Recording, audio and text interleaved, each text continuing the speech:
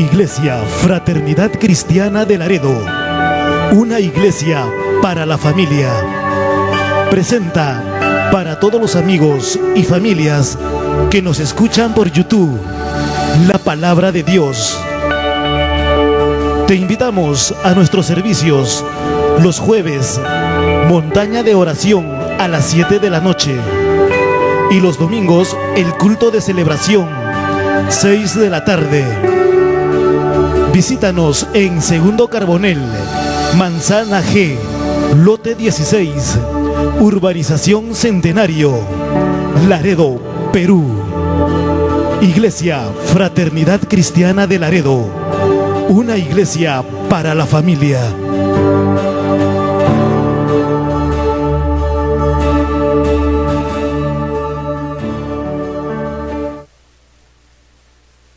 Gloria a Dios.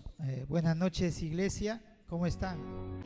Bueno, en esta noche es una noche maravillosa, esta noche especial, este día domingo, culto de celebración. Y en verdad, ¿cuántos creen que Dios nos habla? ¿Cuántos creen que si nosotros ponemos atención, Él nos va a hablar? Y en este día, bueno, para mí ha sido un día especial en la mañana, en la madrugada, y tuve un momento de poder conversar con Dios, de poder orar, de poder estar unos instantes, no mucho tiempo, pero fueron tiempos especiales para mí, con muy pocas veces, y en verdad que Dios es muy bueno. ¿Cuántos dicen Dios es bueno? Amén. Yo les invito a abrir sus Biblias en 2 de Samuel.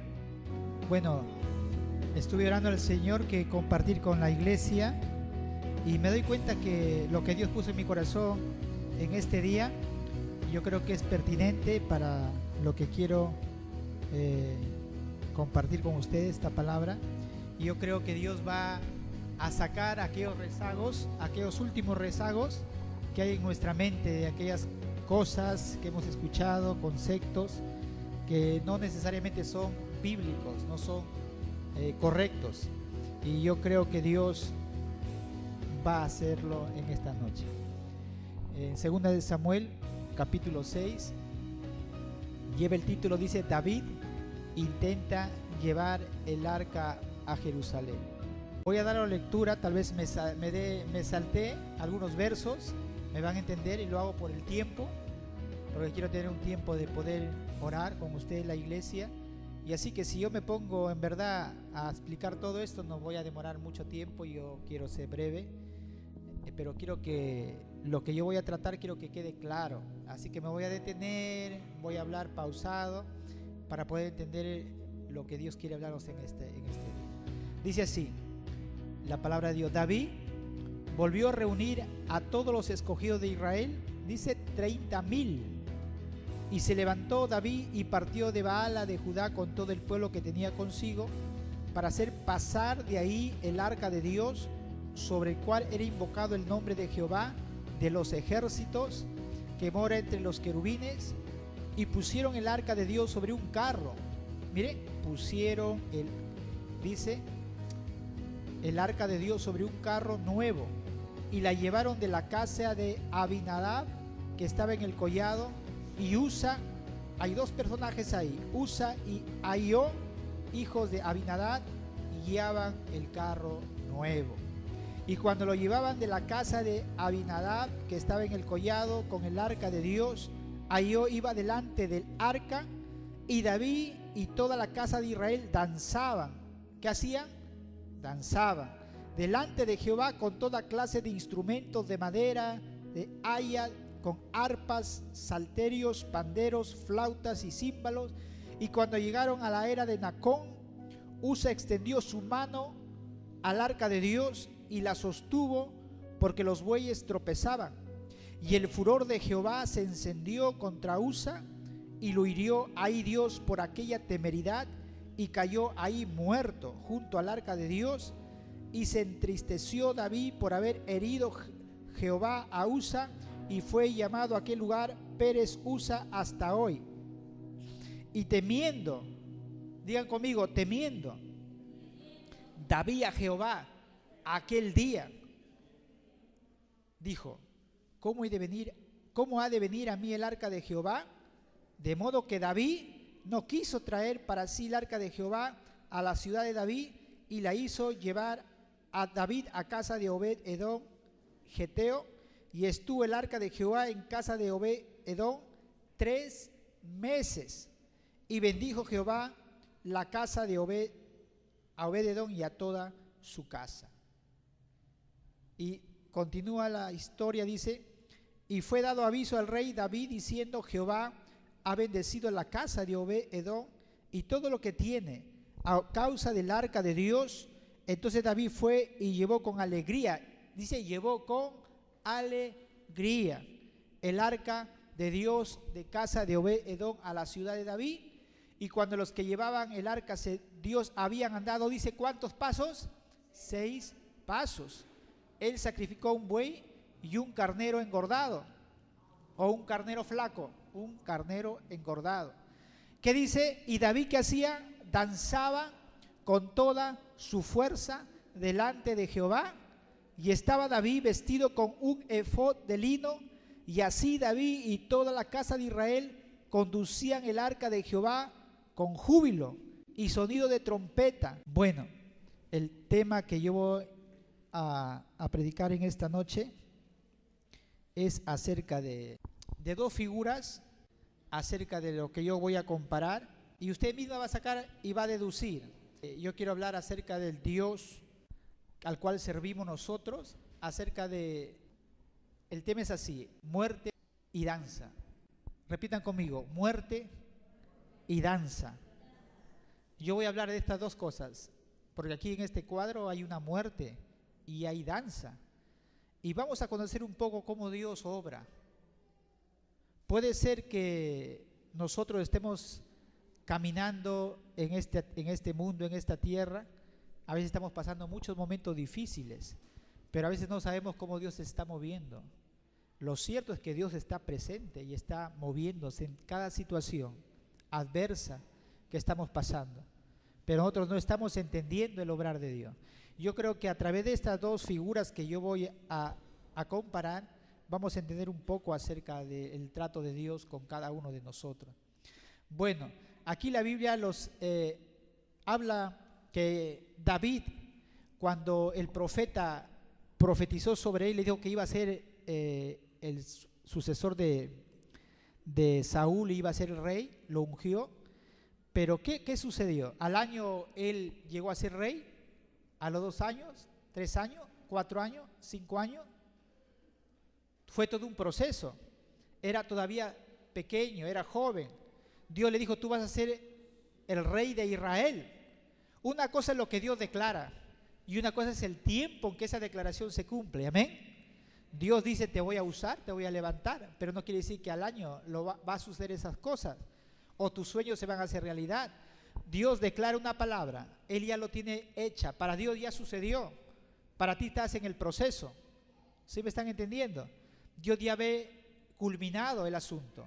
Dios ya nos ve como lo que nosotros llegamos a la meta, pero nosotros todavía estamos caminando hacia esa meta, porque Dios todo lo sabe, es omnisciente. Así que, ¿qué es lo que hace Dios? Dios declaró una palabra a través del profeta Samuel de que iba a ser rey de Israel, y él más o menos tenía una edad de 17 años, pero para que llegara a ser rey tenía que él pasar por las pruebas, por las dificultades, para que sea un buen rey. Entonces, ¿qué es lo que sucede? Él pasó, estuvo en las cuevas, le persiguió Saúl, lo iba a matar en varias oportunidades, y ahí empezó su etapa de escritor. David no sabía que tenía algo en él que era ser escritor. Él escribió casi la mayoría de los salmos. ¿Cómo supo que tenía ese talento? Cuando estaba a solas, lejos, en las cuevas, no tenía otra cosa que hacer, estaba escondido. ¿A qué dedicaba su tiempo? Ya no estaba pastoreando sus ovejas. Entonces comenzaba a buscar a Dios, la intimidad de Dios en las noches, en la oscuridad, en el frío, en el calor, huyendo para salvar su vida. Y ahí comenzó a componer esos salmos maravillosos que dice: aunque un ejército acampe contra mí, no temerá mi corazón. Estaré confiado. Aunque ande en valle de sombra de muerte, Jehová es mi pastor, nada me faltará. ¿Cómo llegó él a poner esas frases tan hermosas ahí? Porque era una vivencia, era una experiencia que él estaba pasando con Dios y él estaba ahí escribiendo. No era algo que lo había copiado, no era algo que él había escuchado, no es algo que él había soñado, era algo que él estaba viviendo en carne propia y pudo entender y conocer a ese Dios maravilloso, a Jehová, Dios de los ejércitos. Salvó su vida y llegó un momento cuando él estuvo preparado, Dios lo puso en el trono. Y lo primero que se le vino a David, escúcheme bien, le he narrado un poquito nada más de David, lo primero que se le ocurrió, miren el corazón de este hombre. ¿Fue un hombre con errores más adelante? Sí, pero yo estoy hablando de esta etapa de su vida. Él dijo, voy a ir a Jerusalén y voy a tomar posesión, ya soy rey. Y lo primero que él pensó, dijo, voy a traer el arca. Qué bonito pensamiento, pero no quedó en un pensamiento, quedó en algo que él lo hizo realidad.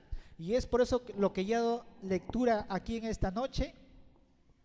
30 años, escúcheme bien, 30 años en que el arca estaba olvidada, en que el arca estaba en un lugar que estaba al cuidado de un sacerdote que se llamaba Abinadab, que estaba a 11 kilómetros de Jerusalén, estaba el arca.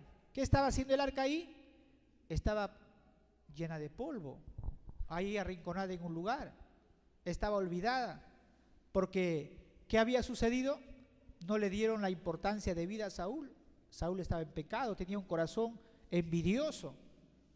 Entonces ahí estaba el arca. Los israelitas no atesoraron el arca, no lo atesoraron. Escúcheme bien, los israelitas no atesoraron el arca. ¿Y el arca qué era el arca? Era un mueble que era rectangular, que tenía 1,20 de altura, 1,20 más o menos es hasta acá, bueno, casi la altura de esto, 1,20 de alto por 70 centímetros de ancho, casi así era el arca de la alianza o el arca del pacto. Ese, ¿qué simbolizaba? Simbolizaba la presencia de Dios. Antes no había el Espíritu Santo como tú y yo lo tenemos, está en nosotros, sino que el arca representaba la presencia de Dios. Cuando el ejército lo llevaba, estaban contentos porque sabían que la victoria estaba segura. Ahí estaba la presencia de Dios. Eso significaba. ¿Qué más había en esa arca? Había 3 cosas. Había el maná en un frasco de oro, dicen un vaso de oro, el maná, que Dios les había puesto en el desierto para sustentarlo, y era un recordatorio. ¿Qué más? Había una vara que le servía para que Aarón pudiera caminar. Pero llegó un momento que esa vara reverdeció, y ahí estaba esa vara.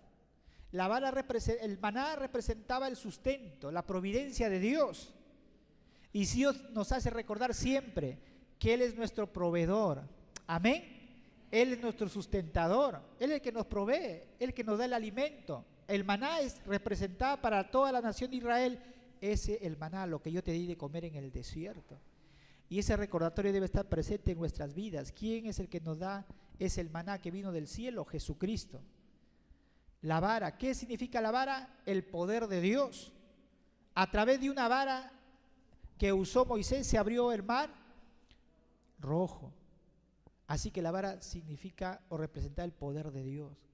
¿Y qué representa para nosotros, hermanos? El poder de Dios. Dios es poderoso. Y en una oportunidad Dios le dijo a una mujer, no te he dicho que si creyeres verás la gloria de Dios. ¿Qué es lo que hace falta? Creerle a Dios. ¿Y creer? ¿Qué significa creer? No es solamente algo abstracto, es algo fe, es todo lo que yo creo, lo que está en la Biblia. ¿Qué es fe? Es confianza en Dios. ¿Qué es fe? Es que todo lo que ha dicho Dios, yo lo creo. Somos campeones para definir la fe, pero para vivirlo. ¿Qué es fe? Pastor, vamos los domingos a la iglesia. El pastor dice, vamos el domingo a la iglesia. No, pastor, no voy porque el día domingo, ese día yo más vendo. Más negocio tengo. vamos a la iglesia, a la escuela a aprender. No, pastor, los domingos no. Solamente en la noche voy, pero no voy, porque ese día tengo que hacer algo. Y entonces, ¿en qué confiamos? Porque si no trabajo, dicen, ¿de dónde viene el dinero?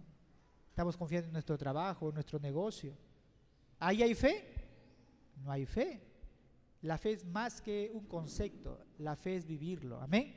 ¿Qué es fe? No, porque estoy endeudado. Si yo no le doy mi diezmo al Señor, si le pago al Señor mis diezmos le doy, ya no me alcanza. ¿Eso es fe? No es fe. Yo quiero que me entiendan lo que estoy hablando. Fe, vivir la fe. No solamente declarar, yo creo en Dios. Hasta el delincuente dice, ¿crees en Dios? Sí, creo en Dios. Pero no deja de robar, no deja de matar, no deja de violar. El diablo dice que cree en Dios y tiembla, pero sigue haciendo sus maldades. Una cosa es decir creo y una cosa es vivir de acuerdo a esa fe. ¿Qué más? Estuvo abandonada esta arca, estuvo ignorada mucho tiempo. Escúcheme lo que estoy diciendo, y después voy a relacionarlo. El arca representa la presencia de Dios, pero estuvo olvidada, estuvo ignorada, estuvo abandonada. David decide cambiar la situación y organiza su regreso y escoge de Israel 30,000 personas, hace una fiesta y empieza a traer, y esa es su prioridad principal de David. Yo no me voy a sentar en el trono o no voy a tener el respaldo de Dios si yo no traigo esa arca olvidada, empolvada, con tela de arañas, y él lo trae. Y ahí yo quiero hablar acerca de cómo viene la presencia de Dios hacia nosotros. ¿Cómo viene? ¿Se ha puesto a pensar usted? ¿Cómo viene la presencia de Dios? ¿Cómo viene la presencia de Dios hacia nosotros? Estamos aquí en la iglesia y llega un momento que algunos sienten su presencia, algunos no sienten su presencia. Y eso vamos a ver por qué. Entonces, Usa y David, hay dos cosas que yo quiero comparar. Hay una combinación, hay dos figuras, hay como dos metáforas. Combinan la muerte y la danza. Hay una muerte y hay una danza. Pero ¿qué significa eso? Yo quiero decirle que Dios nos quiere revelar algo, nos quiere hablar algo en esta noche. En primer lugar, Usa.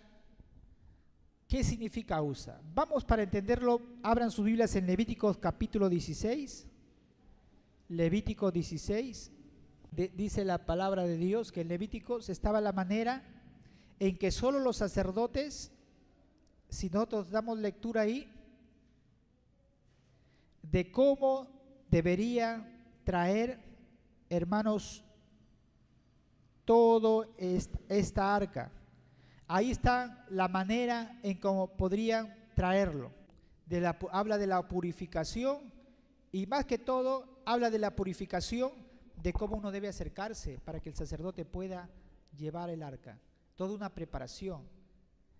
En Números 4:15 dice: y cuando acaben Aarón y sus hijos de cubrir el santuario y todos los utensilios del santuario, cuando haya de mudarse el campamento, vendrán después de ellos los hijos de Coat, es decir, los coatitas, para llevarlos, pero no tocarán cosa santa, no sea que mueran.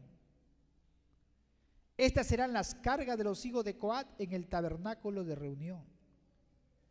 ¿Qué había dicho? De que no se debe tocar, si no iban a morir. Y número 7:9 dice así: pero a los hijos de Coat no les dio, porque llevaban sobre sí en los hombros el servicio del santuario.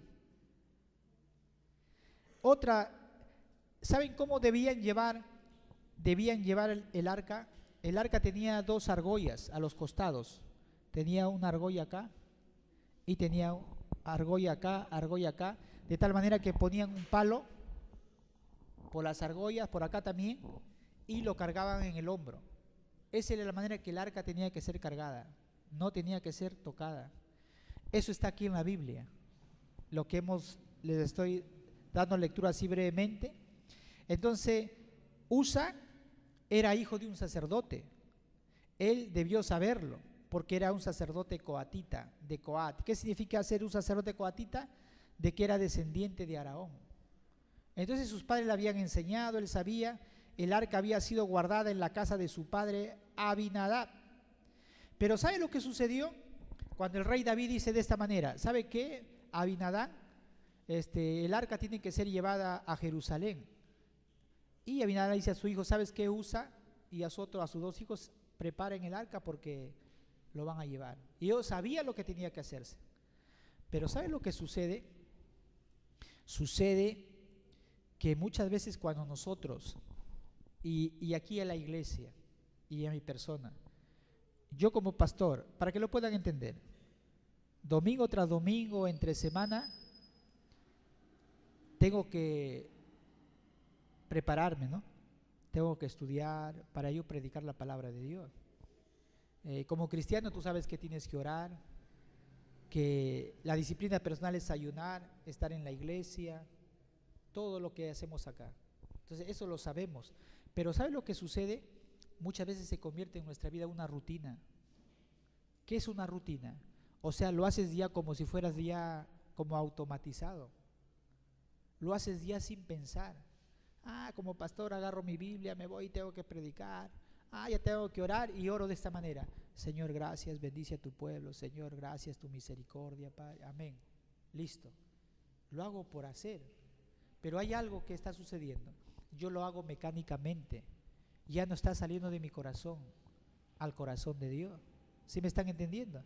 Es por eso que cuando yo le digo así, hoy he tenido en esta una conversación con Dios, estoy hablando de una oración, pero esa conversación que yo he tenido con Dios ha sido como muy pocas veces. O sea, como que sabes que has hecho contacto con Él y te vuelves sensible y sabes que Él te está escuchando y estás derramando tu corazón delante de Él. Ese es el tipo de oración que nosotros debemos tener con Dios siempre. Pero cuando no sucede eso es porque ya se vuelve nuestra vida como una rutina. Se vuelve como una rutina y eso estaba pasando con Usa. Los santos se convierten en una rutina.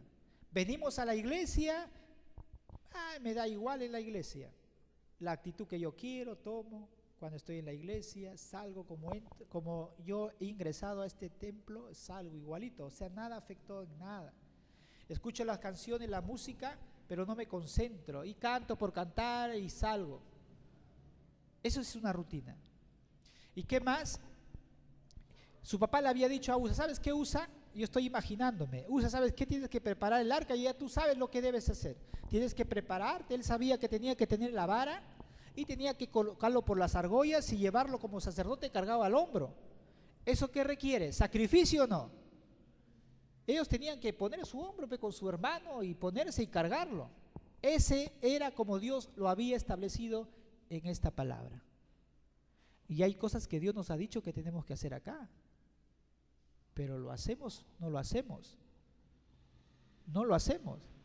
¿Por qué? Porque lo santo se vuelve muchas veces una rutina. ¿Qué más? Así que ellos dijeron, ¿sabe para qué? Lo dijo su hermano Aioli, ¿sabe por qué tanta cosa? Mejor, ¿por qué no lo hacemos como los filisteos? Los filisteos son más modernos que nosotros.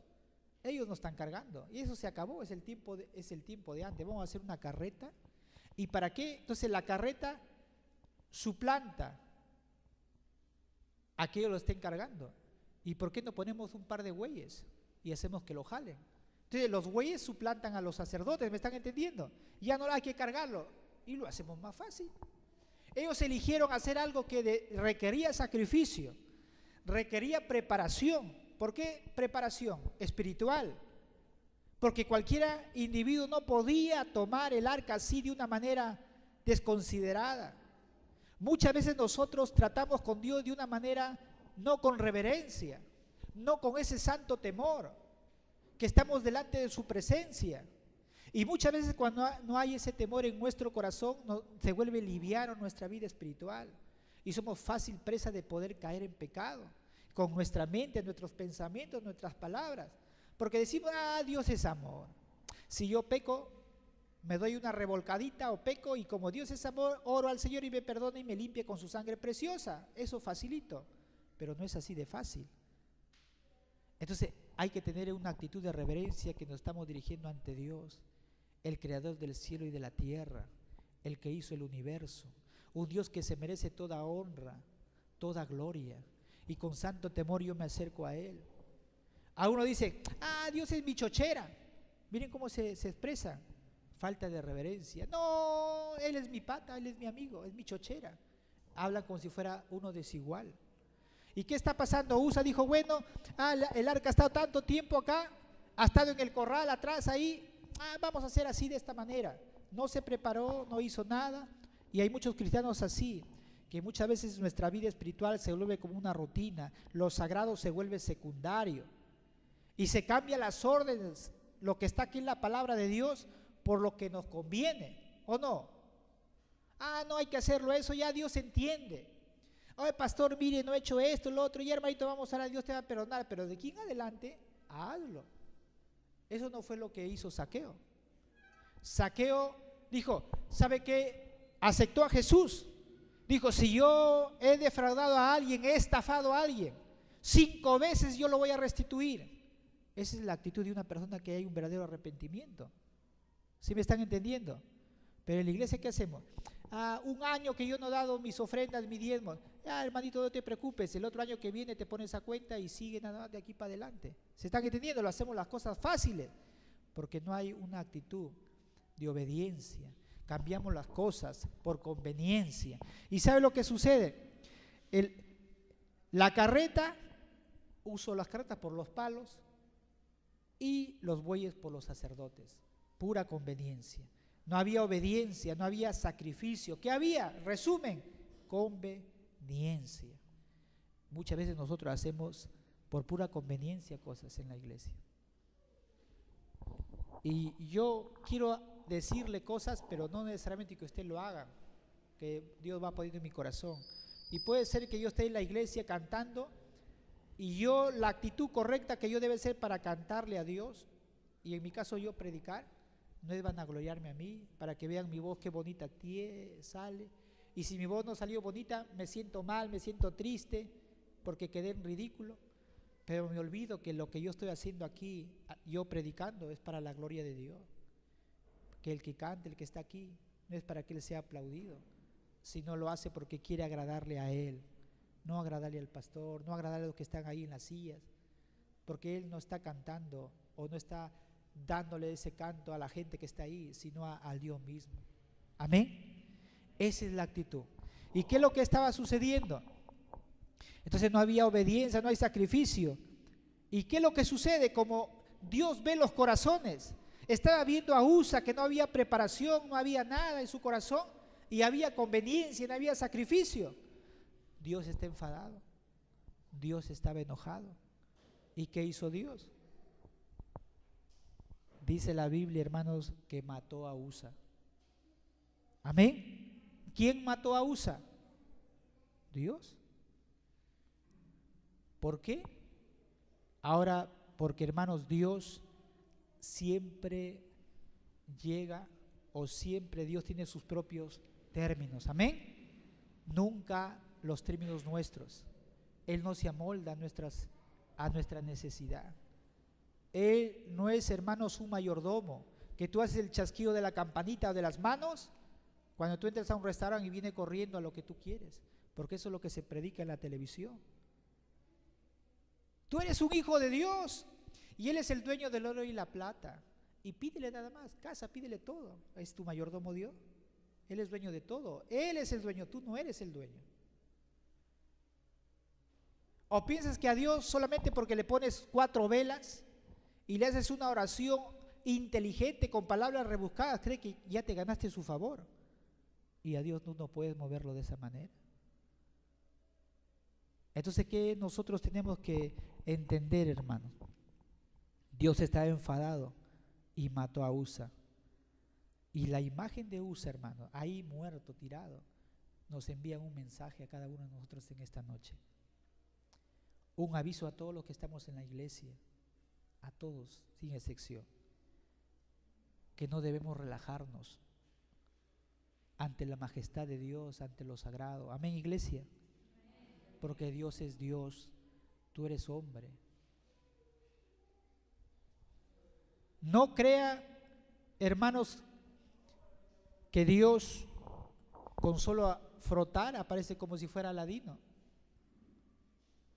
Dios hace presente, hermano, pero en sus propios términos y de acuerdo a su palabra. Dios no se mueve por tus emociones. No, yo siento, yo creo que el Señor me ha hablado, me ha dicho que esto son tus emociones. Dios se mueve por su palabra. Viene cuando se sigue las instrucciones con mucho cuidado, lo que está aquí en la palabra. Y cuando los corazones están limpios, es cuando ahí viene, hermanos. Y cuando hay arrepentimiento. Y el arrepentimiento tiene que ser constante, constante. Y una de las cosas que yo estuve justamente, permítame referirme a eso, el día hoy, domingo en la mañana, es que le estaba diciendo al Señor, yo te necesito. Ayúdame, límpiame. Y le dije, quiero serte fiel hasta la muerte y no permites que te falle. Esa es mi oración, hasta el final. Pablo dijo, he peleado la batalla. Por lo demás me está reservada mi corona, no solamente a mí, sino a todos los que aman su venida. He guardado la fe. ¿Cuántos pueden decir como Pablo? He peleado. Porque la vida cristiana, hermanos, es una lucha constante contra el diablo, contra ti mismo, contra tu carne, contra tu egoísmo, tu deseo, tu corazón malo, perverso, engañoso, tu soberbia, tu orgullo que no quieres perdonar, olvidar lo que te han hecho. Y siempre estás pensando que me hizo lo otro, que esto, y quieres que todos cambien, menos tú. Eso es egoísmo, y el egoísmo es pecado. Cuando ves solamente, hermanos, los errores de tu pareja, de tu marido, de tu esposa, ves de tu vecino, del hermano en la iglesia, ves el error, ves la paja en el ojo ajeno, pero no ves la vigaza que está en tus ojos. Cuando queremos cambiar a la persona con nuestras propias fuerzas y te das cuenta que tú no puedes cambiar a nadie. El único que puede cambiar la vida de una persona es Cristo, hermano.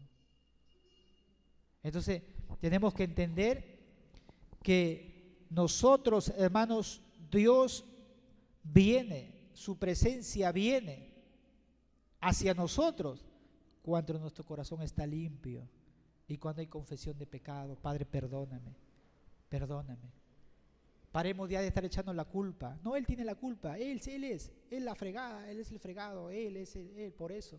Yo no logré nada porque mis padres no me apoyaron. Yo no logré nada porque por esto, si mi padre no hubiera tenido un hijo en la calle, siempre echamos la culpa. Pero nunca nos miramos a nosotros. Segundo lugar, ese es en cuanto a Usa. Vamos a ver acerca de David, acerca del baile, acerca de la danza. ¿Cuál es el mensaje de David danzando? La respuesta inicial de David sobre Usa dice que él se puso triste y estaba de miedo. Dice que David dijo, y temiendo David a Jehová, vio ese cuadro. Aquel día de cómo ha de venir el arca de Jehová, tuvo miedo, tuvo temor. Si lo ha matado un sacerdote, que se supone que está cerca de Dios. Imagínate. Y muchos dicen, no, pastor, ore usted por mí porque usted está más cerca de Dios. Y el sacerdote pensaban que el sacerdote, ¿por qué lo mató Dios? No, se supone que era un hombre que estaba consagrado y Dios lo mató.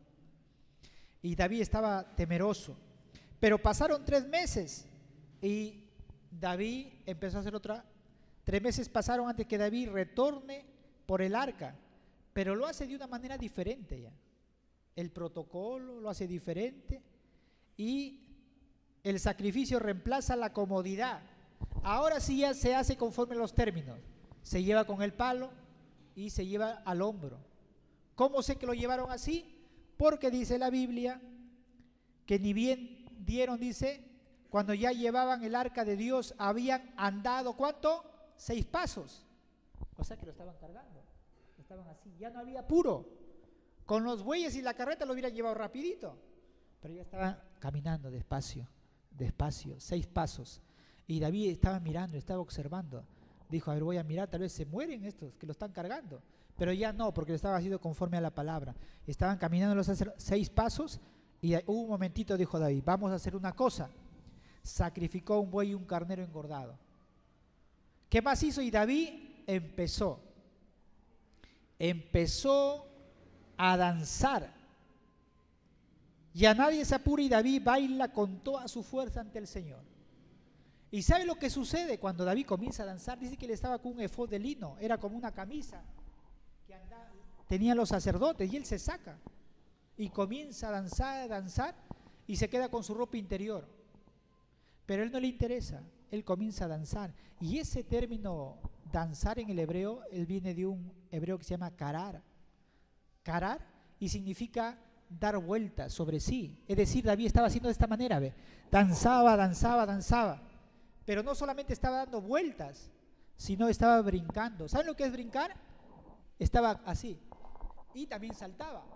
Entonces él estaba que saltaba, brincaba, alegre y todo eso hacía. A él no le interesaba. Y la gente estaba así. El rey se alocó. El rey comenzó a danzar. Y la gente dice, pero si Usa murió, vayan llamando ya a la funeraria porque este rey se nos muere. Irreverente. ¿Cómo se atreve a estar danzando? ¿Cómo se atreve a estar saltando? ¿Cómo hace todo ese espectáculo? Y en la Biblia no hay otra escena donde David hubiera danzado como en ese momento. Cuando derrotó a Goliat, no dice la Biblia que se tiró sobre el cuerpo muerto y comenzó a danzar. Cuando fue rey, no se alegró y bailó. Pero la Biblia registra en este punto de que David danzaba con todas sus fuerzas delante de Jehová. ¿Y sabe lo que estaba sucediendo? Todos estaban asustados. Estaban brincando, saltando. Y muchos estaban ahí pensando, dice, qué irreverente. Y esa es la actitud que mucha gente, cuando critican, ¿no? Cuando el pueblo de Dios se goza, se alegra, dice, esa es la carne. Están danzando, son carnales. Eso no es de Dios. Imagínate en ese momento lo que estaba pensando el pueblo de Israel. Oye, pero Usa murió porque solamente medio que se quería caer el arca y él lo cogió porque quiso como darle una ayudadita a Dios y se murió. Pero David, que está como un loco saltando, mira, un momentito esto lo mata a Dios, porque eso no es de Dios, pues, no es espiritual. Danzar y encima sacarse el efod de lino. ¿Y sabe lo que sucede, hermano? Estaban observando, mirando en qué momento se cae muerto el rey. Y eso es lo que la gente habla y dice, uy, están danzando, bailando ahí en esa iglesia, ¿qué es lo que hacen? Y eso no creo que sea de Dios, porque eso no es así.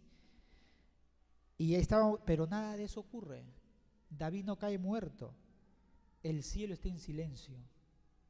Calladito todo. Y David sigue dando vueltas. Y yo pregunto en esta noche, ¿le molesta la danza a Dios?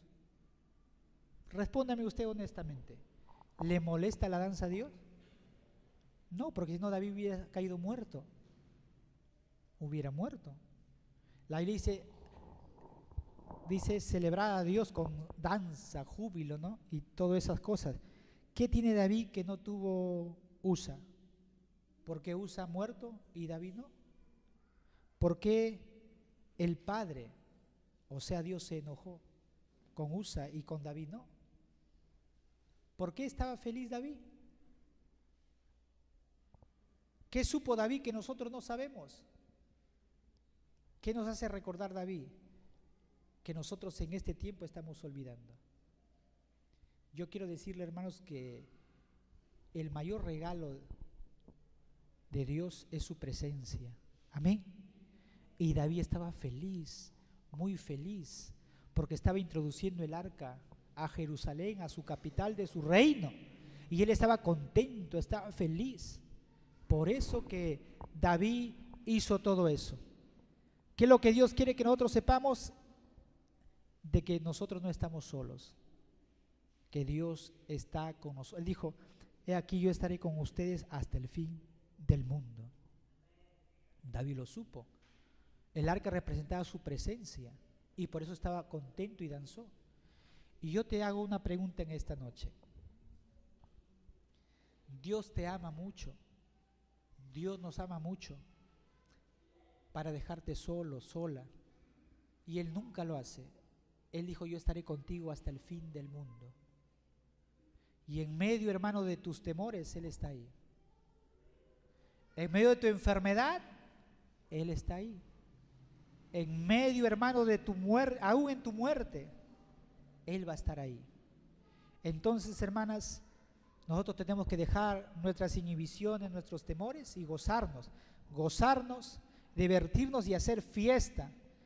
Dios está con nosotros. ¿Cuántos dicen amén? ¿Y esa no es razón para celebrar? Esa es razón para celebrar. Y termino diciéndoles, hermanas, que Usa falló. ¿En qué falló? Porque tenía la visión de un Dios pequeño. ¿Qué es un Dios pequeño? Un Dios que cabía en una cajita de 1,20 por 70 de ancho. Esa era la visión de Usa. Y necesitaba una ayuda. Por eso él lo quiso ayudar, para que no se cayera. No estaba preparado para él. No se purificó para encontrarse con lo sagrado. No ofreció sacrificios. No observó los requerimientos de Dios. Olvidó el arrepentimiento y la obediencia. Cargar a Dios en la caja de la carreta y permitir que lo transportaran. Es lo que hizo Usa, sabiendo que no debería ser así. Y con esto, hermanos, quiero decirles que así es la vida de muchos cristianos. Que 6 días a la semana vivimos como un infierno en nuestro hogar. Y para los que me están escuchando, hablo de creyentes. 6 días a la semana viven como un infierno, hermanos, en su casa, y solamente el día domingo vienen a la iglesia y se aprovechan de la gracia. El domingo. El cuerpo sin vida de Usa nos advierte sobre este tipo de irreverencias. La falta de reverencia y temor a Dios conduce a la muerte, hermanos. Amén. Conduce a la muerte. Dios no será persuadido. Dios nunca va a ser ordenado por tu capricho, por lo que tú quieres. No vas a poder manipular a Dios, ni siquiera con tus lágrimas. Dios es un Dios personal, que Él ama, que Él cura, que Él sana, que Él interviene. Él busca, hermanos, reverencia. Él busca obediencia. Y a los corazones que están hambrientos de Dios, cuando Él los ve, cuando Él los detecta, Él viene. ¿Cuántos corazones están hambrientos en esta noche? Por su presencia. Y cuando Él venga o cuando Él viene hay fiesta. Así que tú no puedes estar triste. Deja ya de estar triste, hermanos, porque un corazón reverente, cuando hay un corazón reverente, hermanos, y hay unos pies que le gustan danzar, en este caso de David, había un corazón reverente, temeroso de Dios, y había un corazón y unos pies danzantes, todos en una misma persona. ¿Me están entendiendo? David tenía, hermanos, ambas cosas: un corazón reverente y unos pies danzantes. ¿Qué les quiero decir con eso?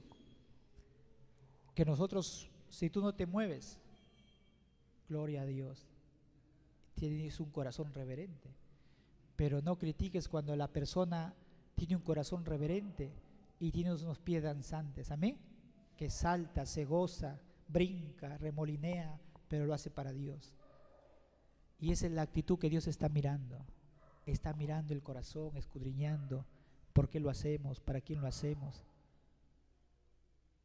Pero una cosa termino diciéndoles, hermanos, que cuánto de nosotros queremos tener hambre por la presencia de Dios, y eso hace la diferencia. Cuando nuestro corazón está hambriento de Dios, de su protección, de su cuidado, hermanos, Él viene a nuestro encuentro. Amén.